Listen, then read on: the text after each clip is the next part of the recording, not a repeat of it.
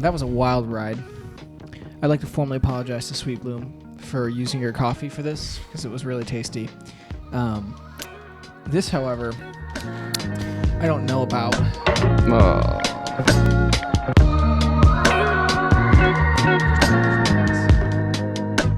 Set it up on display here. No. Look at that texture. No, it's a little foamy, isn't it? Oh, it's a lot foamy. Hold on, let me bring it in focus here. I can't even. Oh, wait. I mean, like... Oh, yeah. Yeah. Okay, so if you're wondering, that's too foamy for a Cortado. I wouldn't recommend that. I don't If like. you poured that, I would fire you. Yeah, I wouldn't serve that. Like if I steamed that and poured a Cortado and it had that much foam, I'd dump it out. Yet here we are. Here we are. I'd give it to you though. That's how much I like you. Thanks. All right. Welcome back, everybody, to Equal Parts Coffee Podcast. We episode 5 now. Episode 5. That's crazy. It's crazy. You know what's crazy is that I'm already losing track and we're only 5 in. Dang.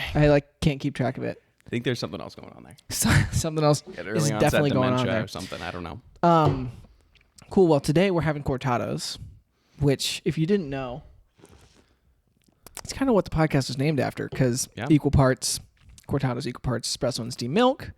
If you don't know, about 2 ounces and 2 ounces, not like, a bunch of ounces. Yeah, unless you go to Starbucks. Yep, of course. exactly. But we don't talk about that. So coffee today is out of focus. I'll bring it back to me. Super in focus here. You might be able to tell this bag is very empty. I've been drinking the crap out of this. It's good. It's the Macario Garcia from Sweet Bloom Coffee in Denver. I really like Sweet Bloom. This coffee is really, really tasty on espresso, especially. It has this. It has this just really nice full body that you kind of want to stand up to milk, but it also has. Some of the tasting notes are mission fig, guava, and plum. And I really feel like it has that kind of tart acidity, in a fruity way. Sure. That's just really nice in milk. So I've been liking this. Their bags are awesome. Yeah. They're black and white, bunch of patterns. I'm a coffee bag fanatic. I mean, that's part of my job. I do a lot of design work. Mm-hmm. I just love the bag, the texture, the color. It's great. Yeah, a good bag's important. Mm-hmm. That's how you're going to sell stuff. True. Yeah. True.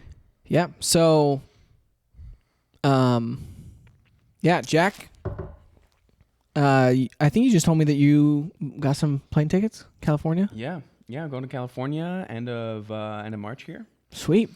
Taking a little vacation there. That's awesome. So if you guys know of any good spots in California, which no doubt there are a multitude. That's a big stay. I'd say do any cafes in San Luis Obispo, Santa Maria area. And if they're outside of that, especially make sure to let Jack know. Yeah. Let me know how much I'm missing out. Yeah. I don't think I'm gonna go to LA, so I know there's good spots there. I mean, yeah, that's kind of the hub for it. But yeah. Awesome. So I'm just enjoying this Cortado right now. I know. It's just maybe we can just have a intermission. Yeah, Cortado intermission. I'm sure these intermissions are really nice for you people that are listening on audio exclusively. Yeah, so you just get a blend. Well, how about listen to that Cortado sizzling. Hold on, let me turn my. Just be quiet real quick. Let me turn my gain up here. Can you hear that? You probably couldn't hear anything, but if you could, monitoring.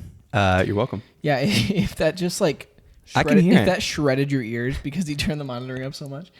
I take no responsibility. Yeah, that's good. Also, these fellow coffee products. Nice. It's my first time drinking a Cortado out of one of their Cortados. What's that thing called again? You know the name for it? These are the Monty Milk Art Cups. Monty. I've got the espresso size. Fancy names. I got the espresso size for these, but I don't have a Cortado size at home. This isn't mine. Is that not 4 ounces? Tis. So what's the Cortado size? I said I have the espresso size. I don't have the Cortado size. This isn't mine. This is Adam's. That's the Yes. Yeah. Yeah. I see. Yeah. This is the not neutral. I think they're Vero glasses. Yeah. I love them. They're very expensive. I had one in amber. Tragic. It was great, silence. But it broke while I was washing dishes. Okay, well, you didn't even wait for that whole moment. That's crazy. I moved on. No, those are I love those. Mm-hmm. I've been thinking about getting some for a long time, but I honestly don't know what colors to get because they're all nice, like Oh yeah. none of them are like You should have these like one of ugly- each. Yeah, Like I know. you gotta collect them like Infinity Stones. But then also, like, I'm like, okay, I'm in a scenario here where, Sunday lunch in the afternoon, have some company over. Don't we all want the same colored Cortado glasses? Like, just like to match the table? Who knows? But That's true. Yeah, well, you gotta have like. it's a look inside my head. How about 4 of each? 4 of each. Yeah, and they're only $25, so that's only $4 million. Small price to pay. $4 million is not true. It's not. All right, what are we talking about today? Well, what we are talking about is coffee processing methods. I think that it's something that's, to people that are in the coffee world, it's very common to have an understanding of it, but a lot of people don't really know that much about it. But actually, before we do talk about that, I did see something on Instagram today, and I was like, that's horrendous. I got to make Jack drink that. So, oh boy. This account, Jimmy the Barista, posted today something. I think it said it was developed in the Old West, like it was a thing in the Old West where they basically like boil eggs and coffee together. Pardon me? Yeah. So what I saw. What am I drinking? I'm going to do my best to recreate it, and I'll tell you my concerns in a second. I'm concerned. Besides the egg part. The egg is the least of my concerns. Oh, gosh. So, just like cracked an egg, full thing, basic shell and all, right into a cup of grounds, a little bit of water. Shell? Mix that sucker up. Shell and all. It's going to be, you're going to strain it. I'm going to salmonella from this. No. So, that and boil it in water until the egg is cooked. And then strain it, and I would likely filter it. I don't think a strainer is going to get all the egg particles, and so I'd probably want to coffee grounds too. Probably want to, coffee grounds, they're going to go right through a metal strainer. So I'll probably use a paper filter too. And the idea is that the end result is eggy, better than it sounds. Hopefully. I mean, maybe. What if it is? So here's my concerns from a coffee perspective, right? Obviously, like boiling coffee grounds is going to be an easy recipe for like over extracting them.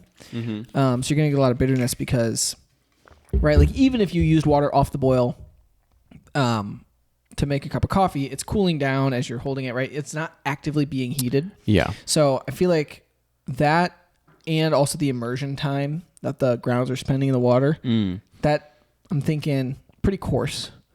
Maybe like French press coarseness. Yeah, I was going to say, you're going to really over extract that at that really high temperature for that long. Yeah. Coarse as you can go, probably. Yeah. And also probably like minimal agitation.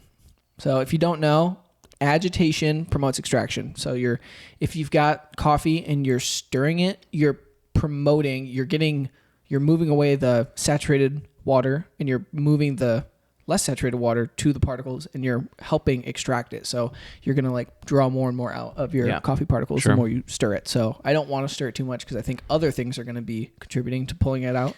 Yeah. Like the egg. The egg is going to be really good. Sorry, I just can't get over that. Now here's my question. Do we leave the shell in for authenticity, or do we leave the shell out? That way you can eat some of these eggs. And coffee grounds?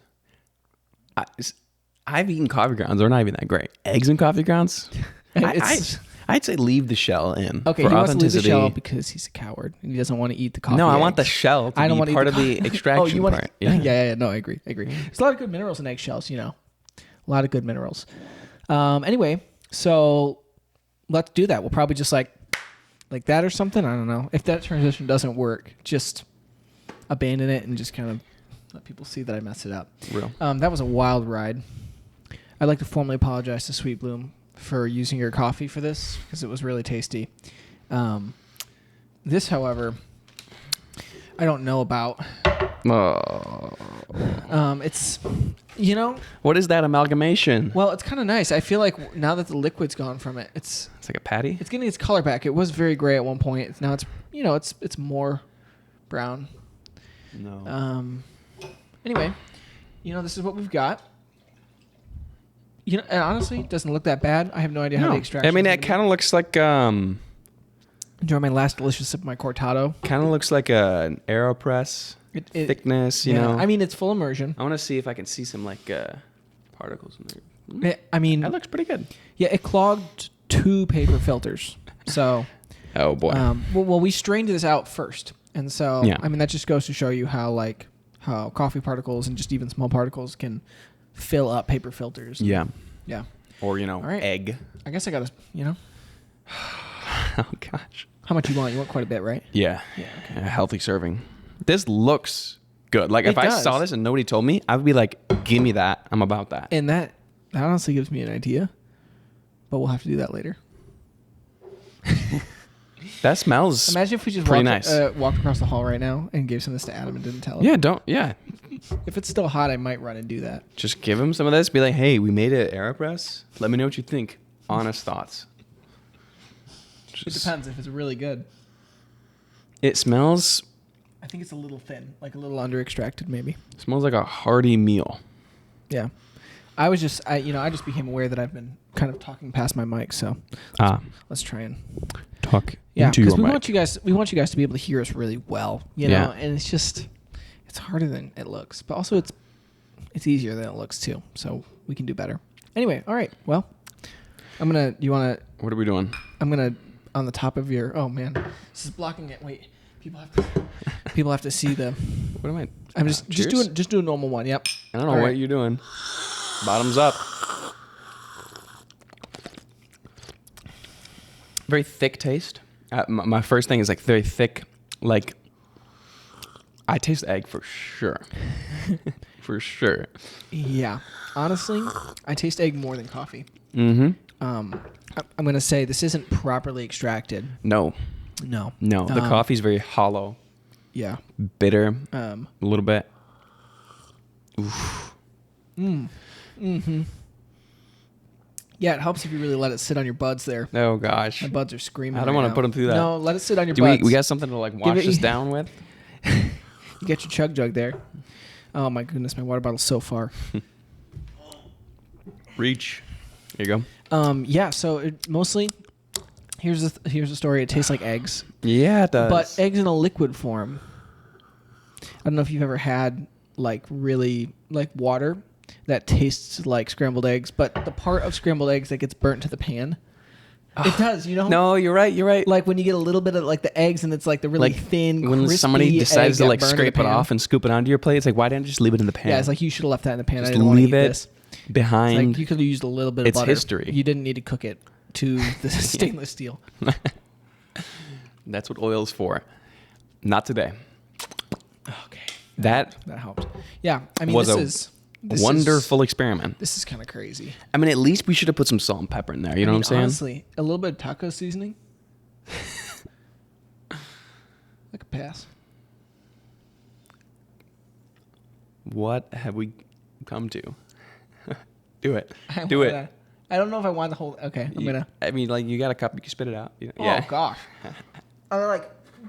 Trigger. We got trigger warning here. Yeah, trigger warning for real. If you're in the audio, you don't know what just happened, but also or video, just watch you like throw something out of your mouth. Oh gosh. Well, like as soon as it's not a taste thing. It's really not. It's a kind of thing. You know, if that makes sense. Yeah. It's a texture thing. You bite into it and you're like, oh, crunchy eggshells, coarse coffee. Well, I mean, like, whole coffee beans aren't that great, and they taste worse as you grind them up with your teeth. Okay. Let's get these out of here. This is ugly. This is uglying up our I'm gonna say set. Get this. Like, I don't want this to be in all of our clips of the. I think we can. It's safe to say we can move on from this. Yeah. Well, that was fun to try. I think if I had to do it again. You wouldn't? Maybe add a little salt and pepper? Maybe like some paprika in there? I don't know. I might. The eggs cooked faster than I thought. Yeah. And the eggs cooked faster than the coffee needed time to extract.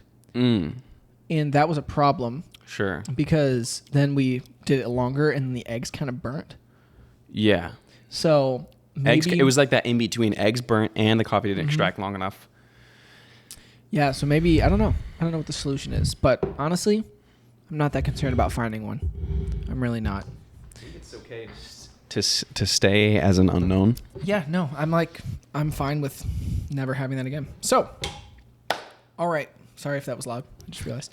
The point of this podcast, we wanted to talk about coffee processing because it's really important, and it's a really key part to just understanding what goes on around the world when you're sourcing coffee and like. An egg process is not where it's at. The egg process is not where it's at. Do not want the egg co-ferment.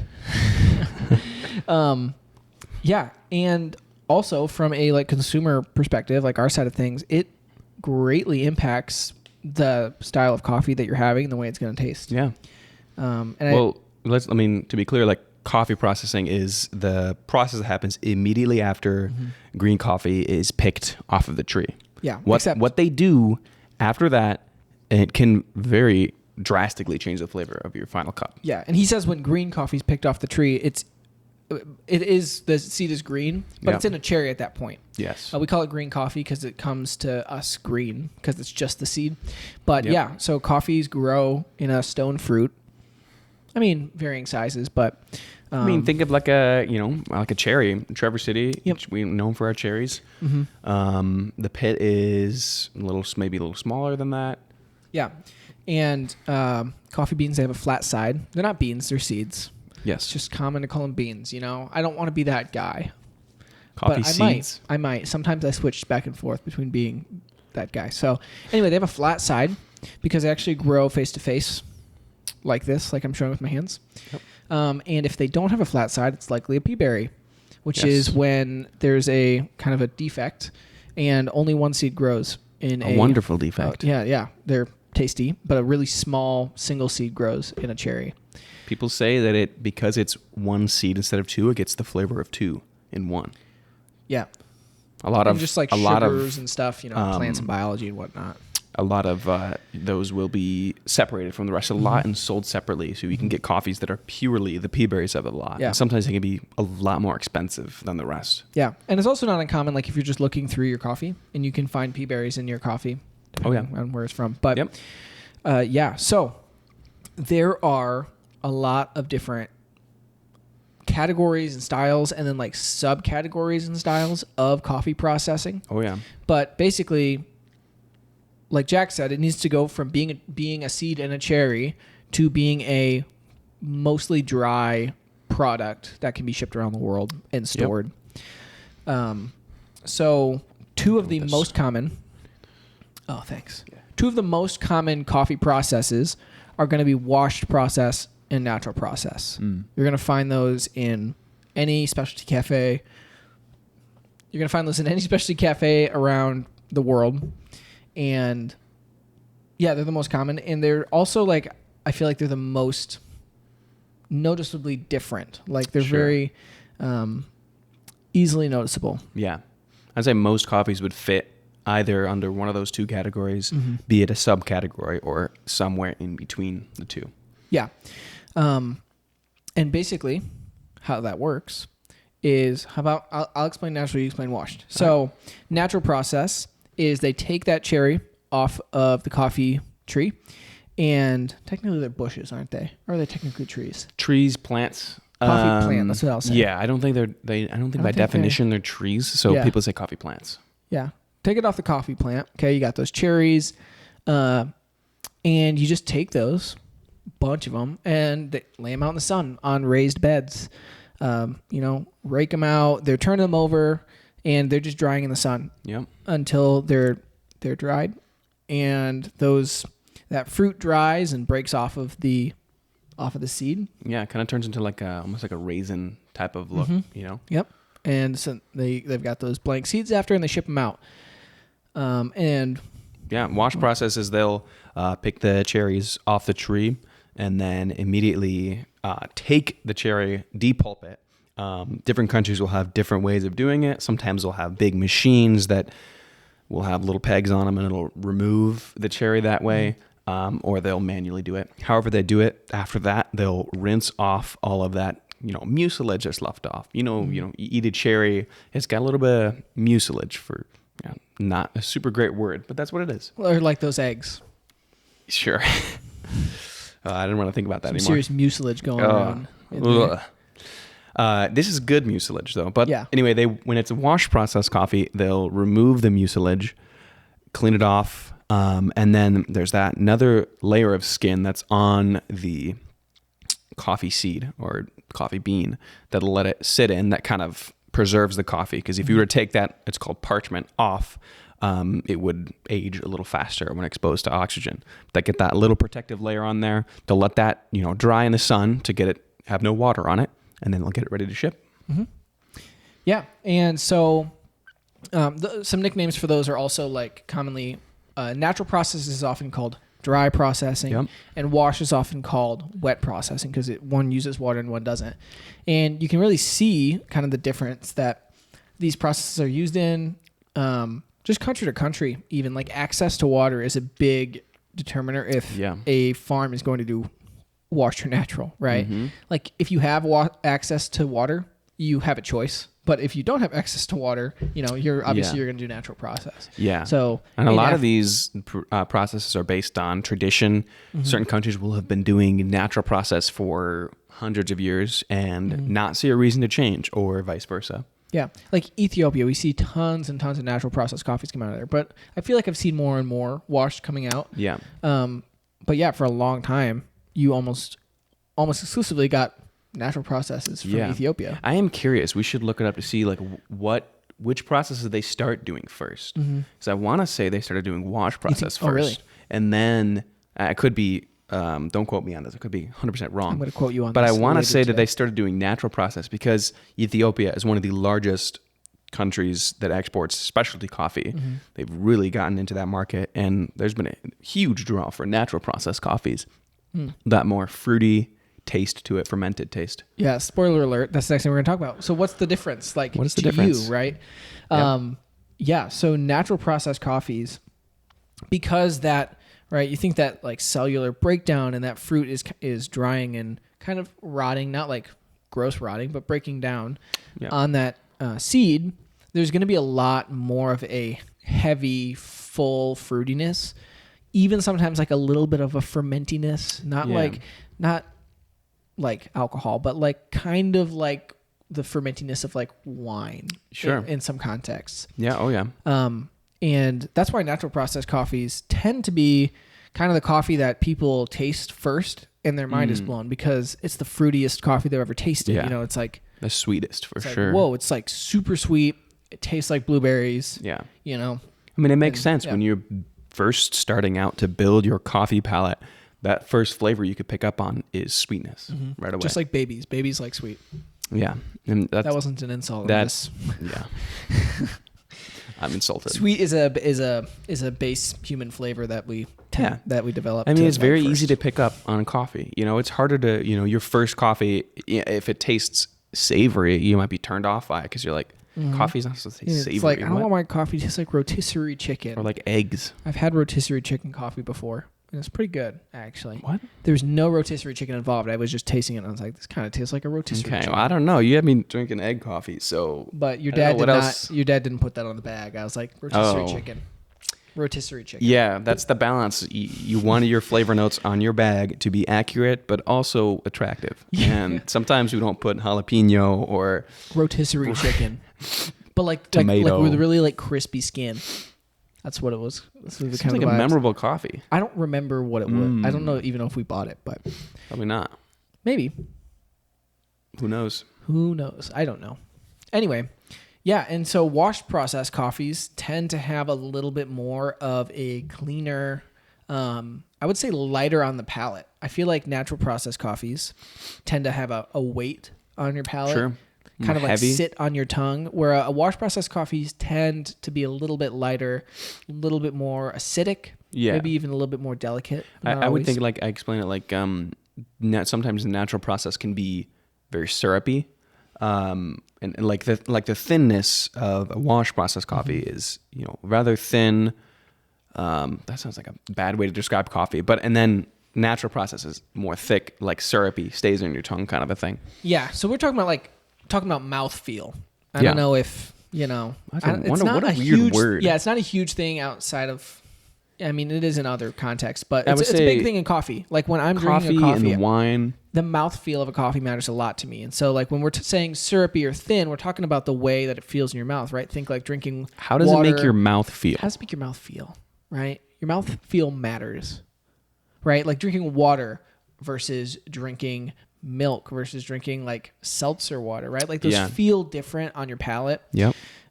Different in different coffees and different, they can taste, one can like taste thicker, one can taste thinner. So one can taste tea-like and all that. Yeah, you can even get kind of seltzery, like like the one we had last week. I think Ben, I don't know if this is true or not. I think Ben said it was kind of seltzery. Did he say that? Said, I don't want to put words in Ben's mouth. I think he said something about pink lemonade, or he said sparkling something. Sparkling, yeah. One of the two. That's what what I meant by that. I think he said something like that. You guys if he can didn't, fact check then us. we're both wrong. Ben, if you said that, please leave a comment and say that you said that. Let us know. Please. Thank you. He's going to Costa Rica. Couple weeks. Fancy. Here, pretty cool. We're on an origin trip, right? Yeah. Yeah. Sweet. Yeah, so that's a big impact. And for us, being in coffee, drinking a lot of coffee, we can pretty easily identify that. Not to say that we're like perfect. No. Right? I don't want to be like like the back of my hand, but I would say 90% of coffees. Yeah. If you just put it in front of us, honestly, from the smell, we could probably identify if it was a wash or natural, and then especially by the taste. Yeah. Because they're pretty distinct. You do something long enough, you fine tune your palate enough. Like I got a big chart of all the coffees we've ever had at Mundo's that we've roasted. We like to weigh out the density, so I keep track of all of them. And we just went past like our 200th unique single origin coffee, which is insane. So like every single one of those I've tried, and they're all slightly different. Yeah, 200 is crazy. Yep. So we have some coffees for Mundo's coming in from Rwanda. Yes. 2 coffees, same farm. Dukundakawa. Yes. One is washed, one is natural. So if you're in town, or if you're not in town, maybe you can order. But that's a really cool opportunity. MundosRoastingCo.com. MundosRoastingCo.com. That's a really cool opportunity to try side by side a coffee and be like, okay, what does the process do to the coffee? Yeah. Yeah. Because I think most people, if they actually tried a washed coffee or a natural coffee side by side, you would be able to tell there's a distinct difference in the way that they taste. Yeah, sometimes it's hard to tell like what notes are in a coffee when you're just drinking one coffee. You have nothing to compare it to, so it's nice to have a comparison cup that is very different. 2 different contrasting cups, a little easier to pick up on the notes. Yeah, and Jack and I we tend to prefer wash process. Yes. And I feel like there's kind of a progression. Like as you drink more coffee, your palate like changes, and you tend to prefer a little bit more acidity or more delicate flavors. Yeah. Just because you're used to tasting it, it just changes over time. I mean, wash coffees for the most part are like the traditional coffees, and that's how for a lot of the world, that's how they did a lot of coffees, was just wash process. Very simple, very consistent cups. But then obviously as the coffee industry, specialty coffee industry, started to move forward, there were more people wanted something more exotic. So doing these natural processes, a little more exotic flavors, and then we'll get into a little bit later the even more exotic processes that bring out different flavors. Yeah, and I could be wrong, but I believe that natural process takes a little bit more care in the drying process as well.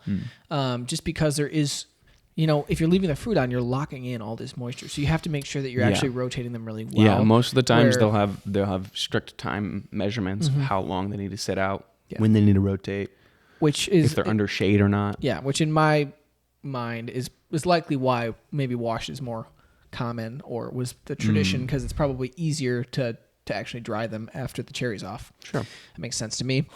Another process, and this is not as common as the other 2, but I feel like it's probably the most common out of like any of the other, it's also one of my favorites, is honey process. Oof. Now it sounds like there's honey involved. There's not. Okay, don't get your hopes up. But it was really delicious. When I first started learning about coffee, for the longest time I thought they just like put into a big old vat of honey, and I was like, why are they doing this? This must be really good. And then when we got our first honey processed coffee, I was like, this is not as sweet as I was imagining. You know, that's going to be like very honey flavor, but there is no honey involved. Not from bees anyway. Not from bees. Yes. So the easiest way to think about it is it's kind of an in-between of washed and natural. So they take coffee in the cherry, take it out. You know, they remove Depulp it. They depulp that sucker. But what they don't do is wash off the mucilage. So this seed still has that like sticky fruit honey on it. That's just why they call it that. And they dry it with that on. And I really like the product of that because I feel like it tends to be clean like a washed coffee. Yeah. Not quite as heavy as a natural, but also really syrupy. Like it's like coffee candy. Yeah. I feel It's like like anytime I have them, they're it's basically you take that coffee and you just turn up the sweetness dial on it. Yeah. It's really good. You turn up the sweetness and turn up like the thickness. Like it's thick, and it's sweet, but it has a lot of clarity still. They're really, really good. Yeah. We have one. Mundo's has one coming in that I'm really excited to try because it's been a little bit since we've had one. Yeah. But yeah, if you ever see a honey processed coffee, snag that. 10 out of 10 would recommend. I think you'd probably like it. Oh yeah. Whether you tend to like washed or naturals, honey is like It's sweet like spot. the best of both worlds a little bit. I really like it. Yeah. You know, you don't tend to get quite as much acidity with a honey process. So if you want like a really delicate or bright cup of coffee, you're not going to really get that with a honey probably. Sure. But honey process is really good. Honey process is where it's at. Yeah. And there are some different like names for that. There's like black, white, and red honey process that you might see on a bag. And that's just varying degrees of like how much mucilage is on it. There's there's a lot of layers in a coffee cherry, you know, the outer skin and then the cherry and then the layers of mucilage. So it's just, different amounts that they leave on there. Yeah. So that's all that is, but they're tasty. Yeah. Now probably another process, it's not as common as the other ones, is developed in Sumatra and it's used in like the Pacific Islands, kind of Indonesia area, is called semi-washed or wet hulled. And it's similar to honey process in a lot of ways to where it's not like fully washed.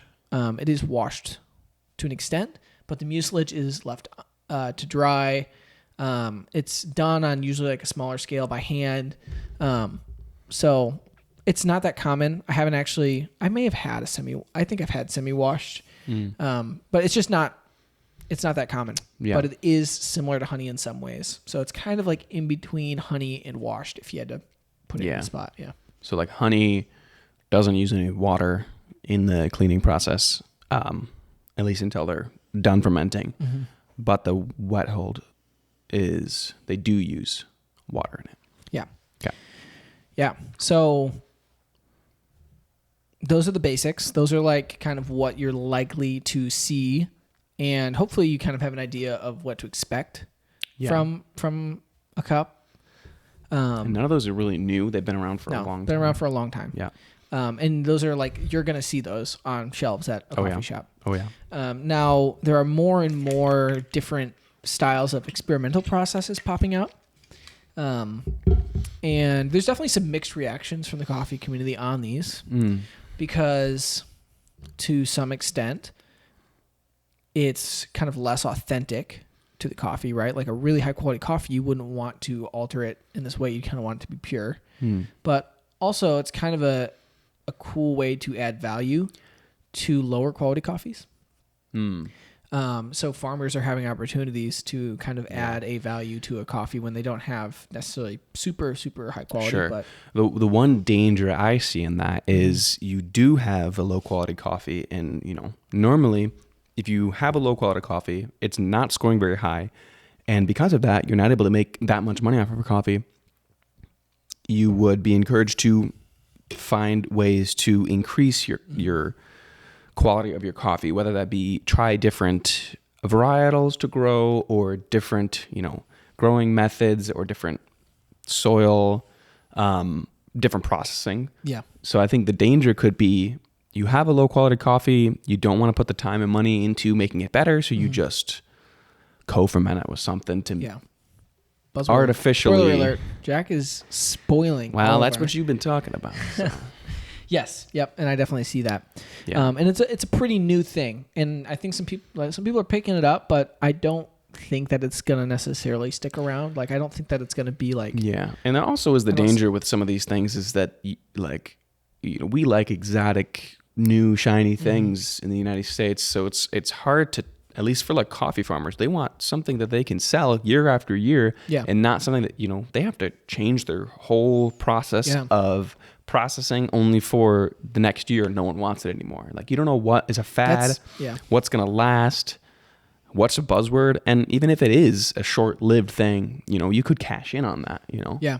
That's the really hard part about like being a coffee farmer. Cause you're like there's very few coffee farmers that are really in the specialty coffee industry, right? Like there's a handful that like are on Instagram and are like, they kind of have their, like, people know them. They got their finger on the pulse. Yeah, they got their finger on the pulse, but there's not a ton. Like a lot of these are just really small farms. Yeah. They've just been growing coffee for generations. And so to try and keep up and add value to your product is really hard, especially when coffee itself, if you're like wanting to grow a new variety, right? Like right now, geishas. Geishas are really popular right now. And to grow that variety, if you get some seeds, it's going to take like 7 years before you see your first crop on that. So they have to really like plan ahead and try and be like, okay, what is going to be popular in almost a decade? Because these, you know, the plants will continue to harvest for years, but yeah, I mean, that's a difficult thing. Yeah. Can't imagine trying to figure that out. And your life depending on that's why it's nice to, for these, you know, coffee importers who kind of bridge the gap between the people who are buying the coffee and the people who are selling the coffee. Yep. Kind of a thing, where they can kind of figure out what the needs are for roasters around the world and then help the farmers to like figure out like, hey, you know, you do this, you invest in this, and you're going to be able to get twice as much for your coffee next year, kind of a thing. And I love working with, there's a lot of great like importing companies like Ally Coffee, Crop to Cup that will be very transparent for one about like what they're doing to, it's not, you know, they're not just sitting there just acting like the middleman buying and selling coffee. They're actually being like, hey, we want better coffee from you. So here's how we're going to help. Here's how we're going to invest in these farms and then help you to get more money for it next year. Yeah, they want their farmers to succeed. Yeah. And that's good to see. Yeah. They don't just want a low price, right? Yeah, exactly. Yeah. I mean, that's the specialty coffee industry as a whole is to always basically strive for excellence and for higher quality things and not just trying to, you know, get the cheapest quality product and sell it as high as you can, kind of a thing. Yeah. Yeah. So as far as experimental processes go, there's a handful. You know, we've tasted some of these. Some we have less experience with. So I'm gonna share like my best understanding of them, but you know, I don't know everything about these, and Jack doesn't either. Right? Yeah. We haven't. Like, and if you guys have had any like exotic experimental processes, just let us know. Yeah. Leave us some comments on the video, shoot us some messages. The podcast. Because we love exotic things too. Yeah. So one that honestly a lot of coffees have a stage of is fermentation. Yeah. Just open air fermentation. I mean, all coffee is fermented one way or another. For short or long period. Yep. That's a very basic thing. Now where that changes up and gets a little more experimental is, and we've had a handful of these at Mundo's now. Yep. It kind of like blew up all of a sudden. Like it got very popular. Yeah. And it's called anaerobic process. So it can be washed or natural. And what that is the coffee is in enclosed barrels without oxygen. Yeah. To ferment for a period. What that does is it just... Okay. This is my understanding of it. If you are like a chemist or a biologist and like that guy's an idiot, what he's saying is completely inaccurate, I am sorry. And please leave a comment. Let me know. Boy. This is my understanding. This is honestly, now that I think about it, I've never, I've just like been like, yeah, okay, this is kind of how this happens because, biology in high school. Yeah. I imagine without oxygen, the cells are consuming less of the sugars in the coffee as they're breaking down. Yeah. Right? Does that make sense? I don't know if that makes sense Well, to everybody. Is that, I don't know. So anyway, what that does is, it's going to impact the way the coffee tastes. Yeah. And part of that, I definitely know for natural anaerobic processed coffees, they're very boozy to me. Like very wine-like. And there's even been some that almost have like that dryness of wine. Yeah. Do you know what I mean? Like on your palate. Yeah. It's like, the number one thing that ages coffee is oxygen. So if you deprive it of oxygen, it just slows down that whole fermentation process. So they can sometimes do it for several days, several weeks. And it's, really just an experiment that a lot of people are getting in on at this point to figure out like what does it do and what does it do to coffees that are naturally processed or washed. But yeah, like you said, very boozy, very dry, winey. Like I almost always get like a pink lemonade or some sort of sparkling note to it where it's very, sweet and a little syrupy like a regular natural process would be. I'm speaking about a natural anaerobic. Yeah. But it always has like that sparkling, bubbly taste to it, at least to me. Yeah, I know what you mean.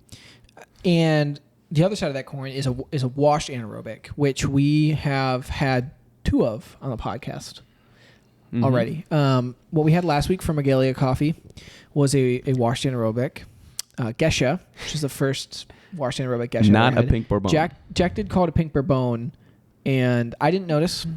And we got called out. if you listen to last week's podcast, you know that that's a Gesha.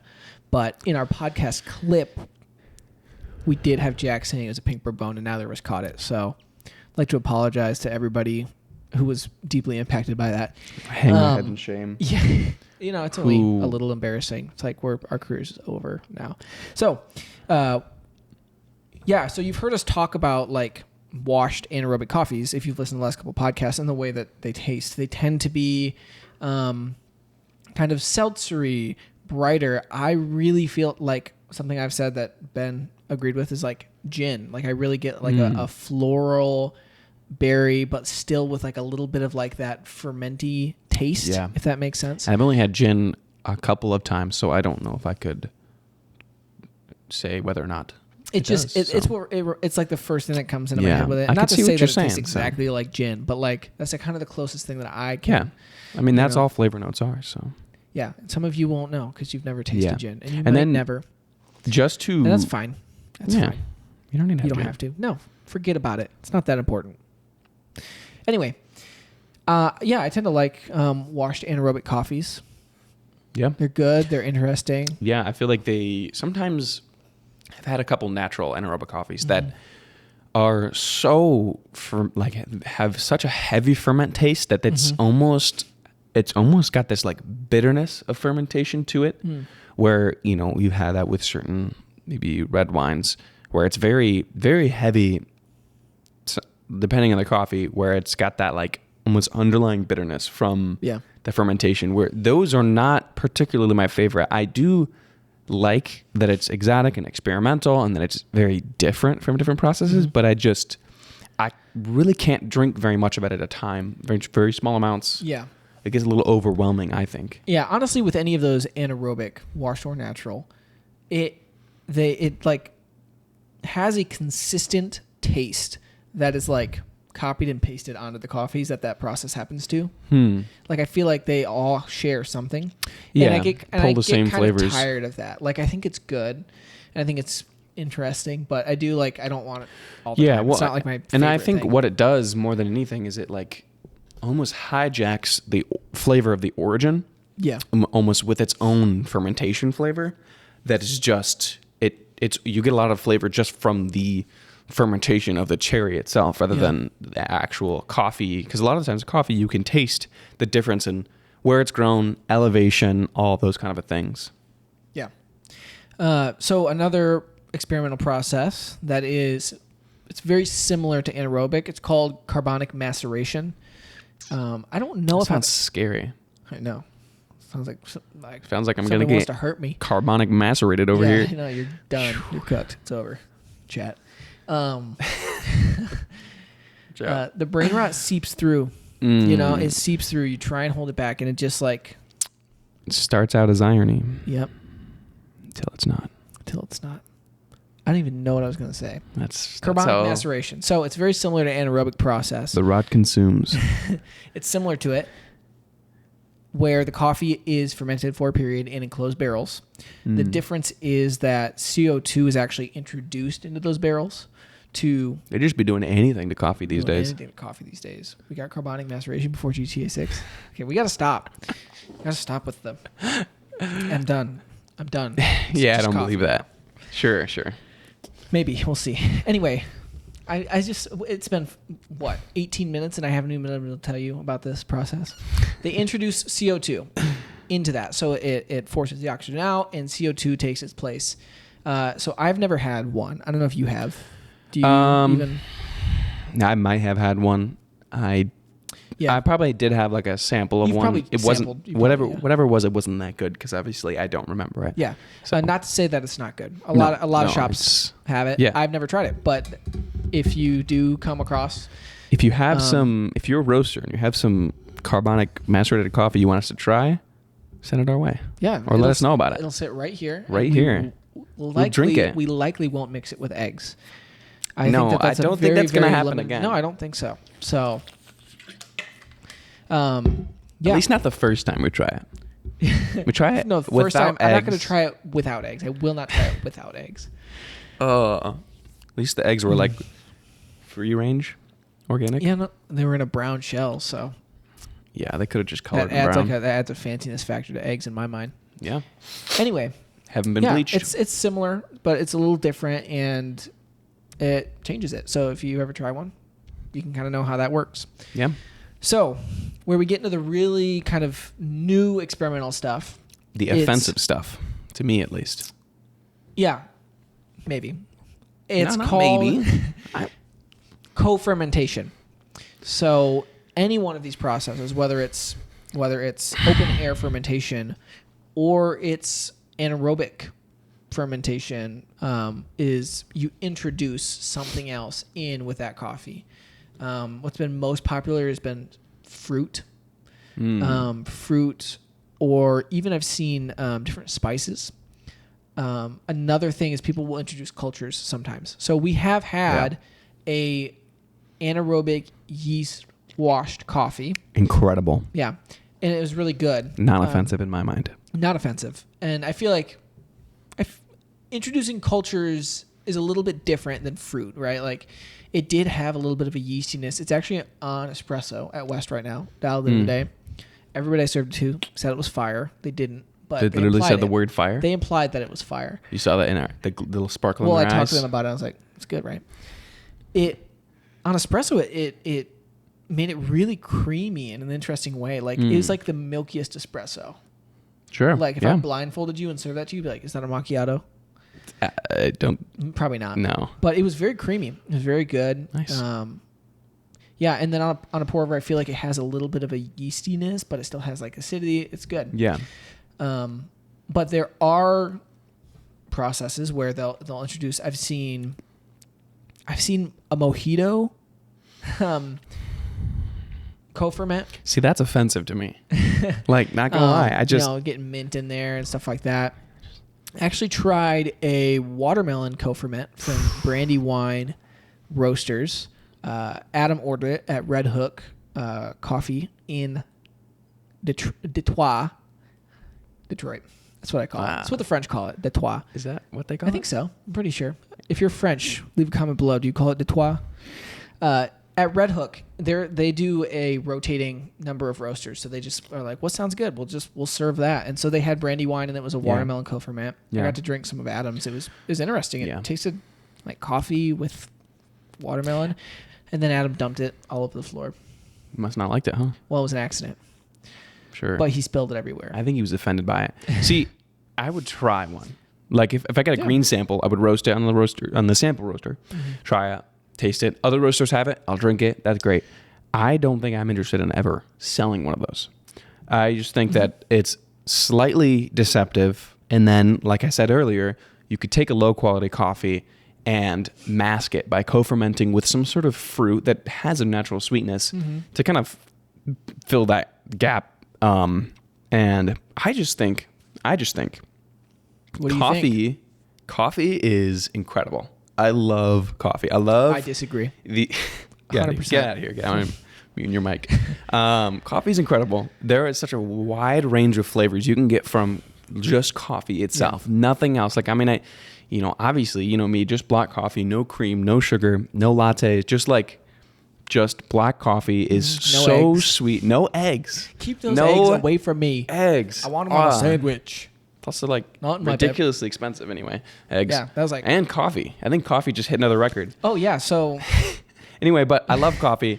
There's so many flavors you can achieve with just black coffee, and whether it be natural process, wash process, all these processes, there's just so much to explore there that I think that co-fermenting with fruit is completely unnecessary. Yeah.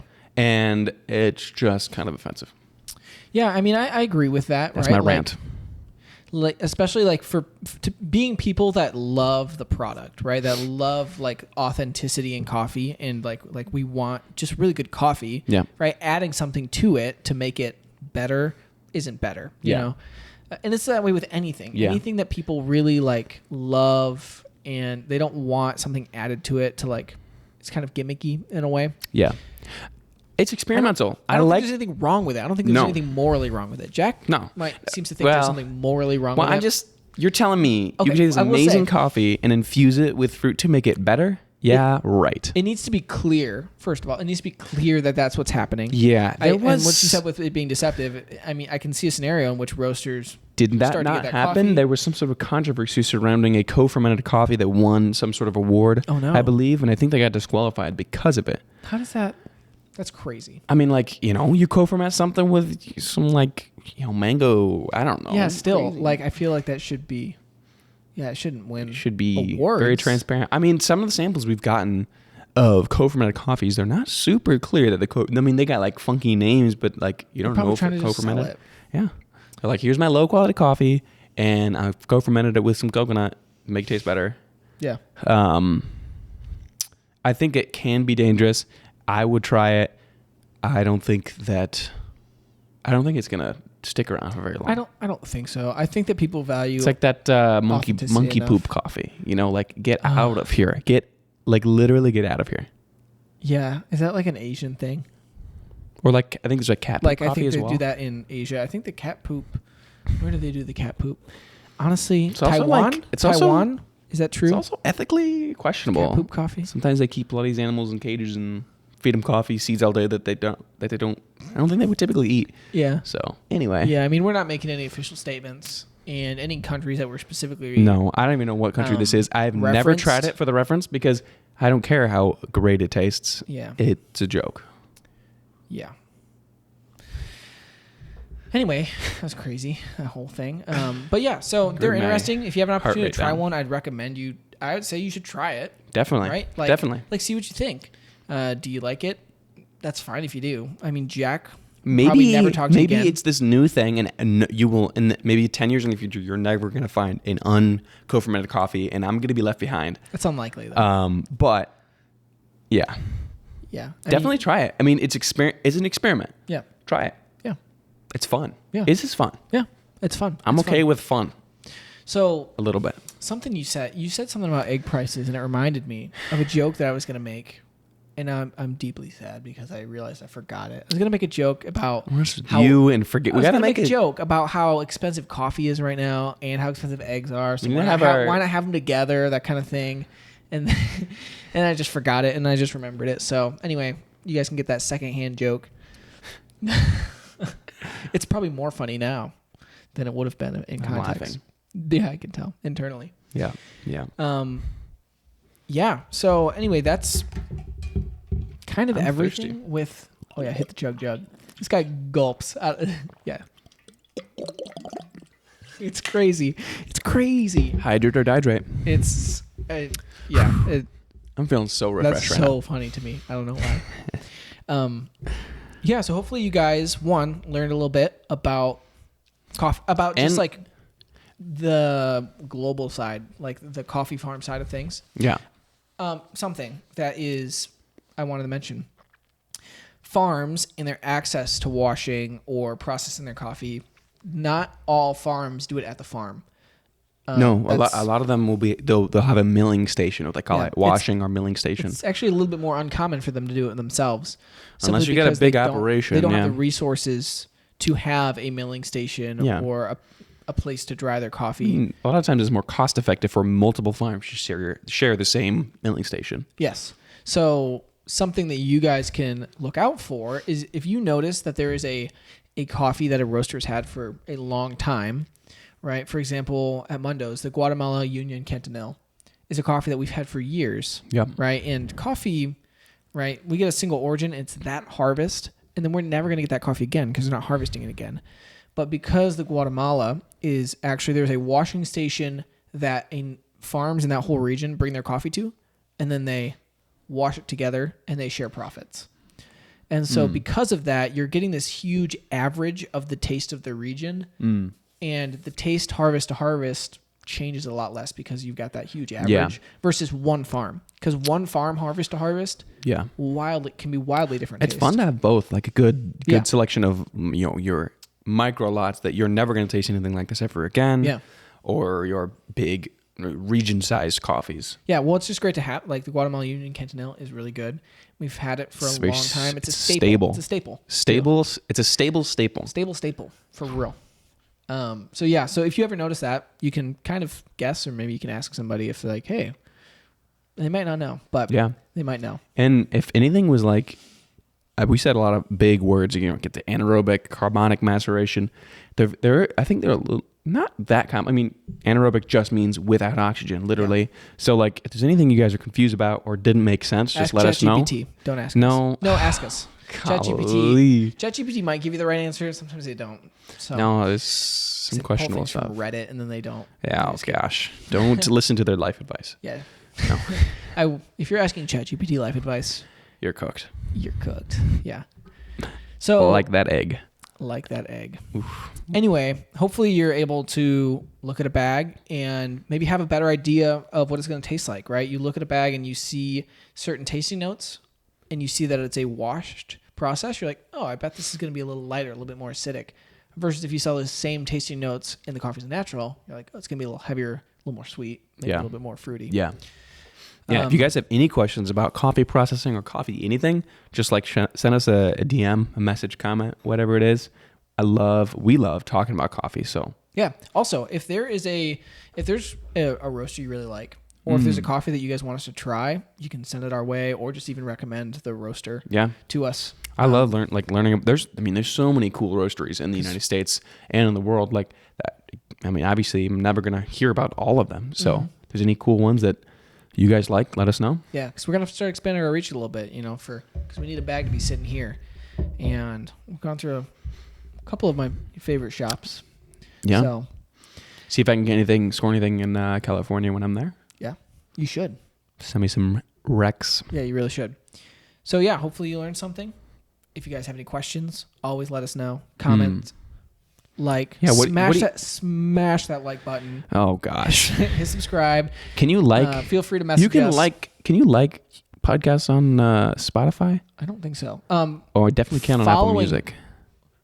On Apple Music. Apple Podcasts. You listen to your podcast on Apple Music? Impossible. I'm calling cap on that. Whatever. I don't think you can like them. No. You can you can bookmark them. How about do that? Following is important. Subscribe, follow, whatever floats your boat. Yeah. Specifically on like Apple Podcasts and Spotify, like actually making sure to follow it rather than like look it up every time helps. Yeah. If you like to listen to us, join us on our journey. Mm-hmm. This is going to be great. If you guys have anything you want us to like explore or talk about, or any questions you have on like any topics you think we should cover, hit us up. Yeah, like for real. If you have like a question or topic, we would love to actually, like, if it's a big enough question, we could do a whole episode on it. Boom. Or if you ever just need help or any of that kind of stuff, just let us know. If you need life advice. If you need life advice, please don't ask us and don't ask ChatGPT. You can ask me personally, like in person, but you shouldn't ask us about this on the podcast because Even personally, I don't know if I'm the best person. You sure we don't want to like add a life advice segment? Honestly, I'm gonna. Maybe we will. My answer is always going to be drink more coffee. So it might not help. And that's probably unhelpful. I mean, coffee will make you live until 110. That's for sure. In any disclaimer, quantity. that is not true. In any quantity, the more coffee you drink, the longer you will live. That's not true. That's not true at all. I can't die if I have a cup of coffee in my hand. Who has died with a cup of coffee in their hand? Probably a lot of people. Probably. What are we even talking about anymore? I don't know. That's ridiculous. All right. I'm saying a lot of false stuff here. Listen, we have seriously declined in the value of the things we've been saying in the last I'm going to minutes. label this section of the podcast as Apocrypha. It's all fake. Okay. Anyway, thanks so much for listening, guys. Yeah. We'll see you next time. Take it easy. Take it easy. Drink some good coffee. And have your eggs separately. Please. Please. I mean, like, eggs and coffee is great. Separate. Okay. Bye. Cheers. Nope. Bye. Cheers.